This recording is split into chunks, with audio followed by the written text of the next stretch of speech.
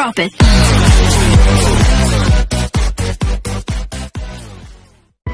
Good day mga ka-sports natin dyan. Sobrang ganda ng laban nga ng Cherry Tigo sa second set sapagkat nga dito nga talaga mga ka-sports natin dyan. Una talaga dito ay lumamang ang Cherry Tigo, hinabol nga ng Creamline Cool Smashers at nang nakadikit na nga ang Creamline Cool Smashers at nagtuloy-tuloy nga ang kanilang magandang nilalaro sa loob ng court. Kung kaya nga mga ka-sports natin dyan, napa-time out talaga si Coach Kumpu Reyes at sinabi niya nga na kinakailangan daw magising na ang kanyang team sapagkat nga puro nga sila error. Si Maylin pa at nga ay sunod-sunod nga ang kanyang error kung kaya nga inilabas na muna siya ni Coach Kumpu Reyes at ang ipinasok niya ay si Shaya Adorador. Dito na mga ka-sports natin dyan, gumanda nga ang laro ng nasabi nating Cherry Tigo. Kahit sabihin nga natin mga ka-sports natin dyan na lamang nga ng 3 puntos ang Creamline Cool Smashers ay hindi talaga dito nagpatinag ang kupunan nga ni Aya Laure, kung saan nga mga ka-sports natin dyan ay pinili talaga nilang humabol at nagpakawala nga sila ng malalakas na powerful attack at ang kanilang opensa at depensa ay gumana talaga.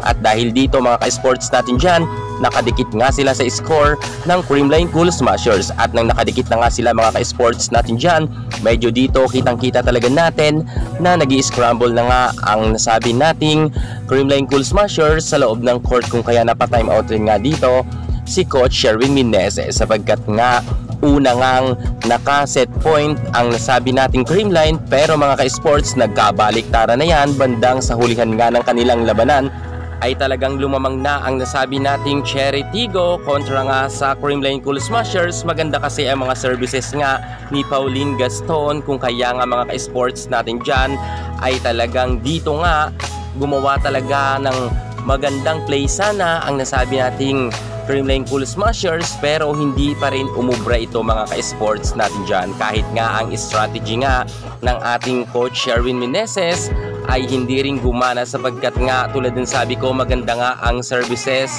ng Cherry Tigo at itong si Gaston talaga ay hindi na umalis sa service line at dahil dyan ay tinapos na nga ang laban sa score na 24 at 26 at pabor nga yan ngayon sa Cherry Tigo. Ngayon mga ka-sports natin dyan, panalo nga ang Cherry Tigo sa second set. Sobrang dikit ang laban at napakaganda. Malamang sa malamang ay talagang makikipagbardagulan muli ang nasabi nating Creamline pagdating nga sa third set. Sino kaya mga ka-sports natin dyan ang magwawagi sa dalawang team na ito? Abangan natin ang kanilang laban sa third set sapagkat ngayon nga ay tie na ang kanilang score. Kaya tumutok kayo at mag-a-update tayo ng mabilisan. Yan muna ang pinaka-latest natin sa mundo ng volleyball.